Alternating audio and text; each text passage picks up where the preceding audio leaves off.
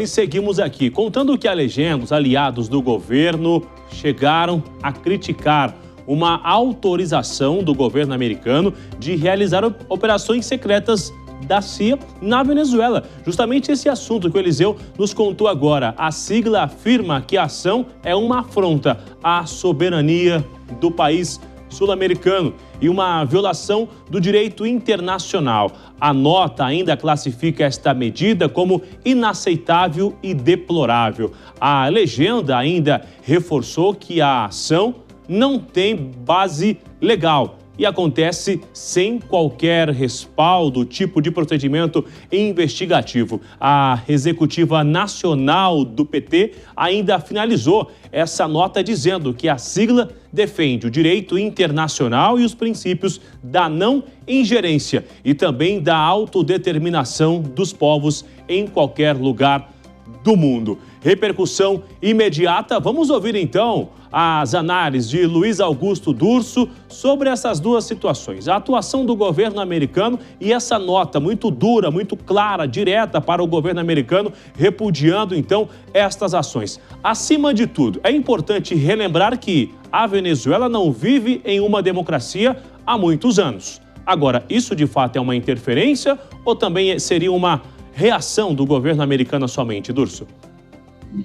Bruno, em primeiro lugar, com relação ao posicionamento do PT, do Brasil, essa é o típico conflito que nós não devemos nos meter. Só sobra pontos negativos ao nos manifestarmos ou a tentarmos, de alguma forma, interferir nessa questão. Não existe lado certo.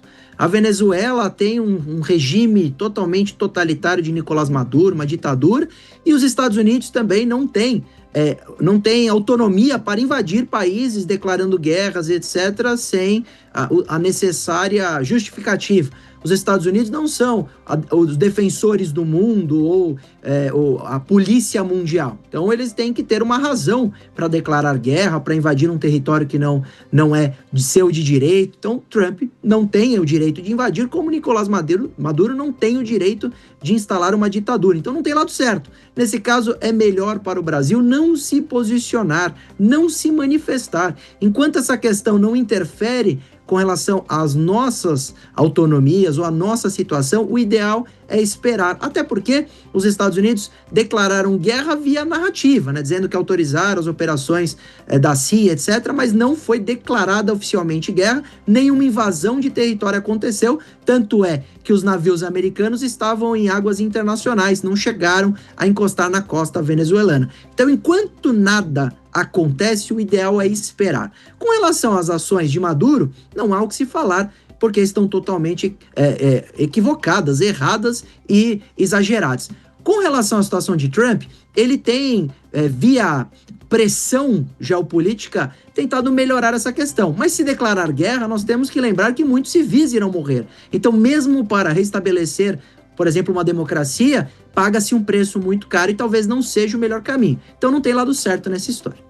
Agora, Durso, quando o PT coloca uma nota como essa, né, pode respingar também na imagem do presidente Lula, já que ele já recebeu o presidente Nicolás Maduro aqui, com pompas e honras de Estado, né, com tapete vermelho e tudo. E também eu queria entender se a ONU consegue fazer algo, né, estrategicamente, já que a ONU também já perdeu muita força nos últimos anos. Olha, Márcia, se a gente perguntar as razões do Brasil ou do PT se manifestarem, vão dizer que estão preocupados com o futuro e que diante dessa nota estão falando da nossa soberania, que amanhã também pode ter uma interferência com relação à atuação dos Estados Unidos ou de outra grande potência. Mas a realidade é que Trump tem usado outra estratégia para tentar alcançar os seus objetivos, que é o tarifaço, que virou uma nova guerra, a guerra econômica, e não a guerra militar. Então, diante dessa justificativa, o ideal seria nós não nos envolvermos. Isso expõe sim o Brasil, isso pode desgastar o presidente Lula internamente para o ano que vem, eventual campanha, porque ele estar ao lado ou apoiar uma ditadura nunca é bom. É melhor não fazê-lo. Mas tem uma ligação política, nós sabemos dessas figuras. Com relação à ONU, é uma organização limitada de poder. É claro que ela tem, assim, os seus objetivos e a sua importância mundial. Mas diante de uma guerra, a ONU não pode fazer muito. Basta ver o que aconteceu nas últimas guerras. A guerra da Rússia, a guerra de Israel, essas últimas guerras, o quanto a ONU pôde interferir? Praticamente nada. Inclusive, quem foi muito mais efetivo para tentar acabar, ou a guerra de Gaza, para acabar com as guerras, foi Trump, foram os Estados Unidos. Então a ONU tem um poder absolutamente limitado, com sanções, com notas, etc. Mas isso a gente percebe que na prática muda muito pouco quando dois países declaram guerra.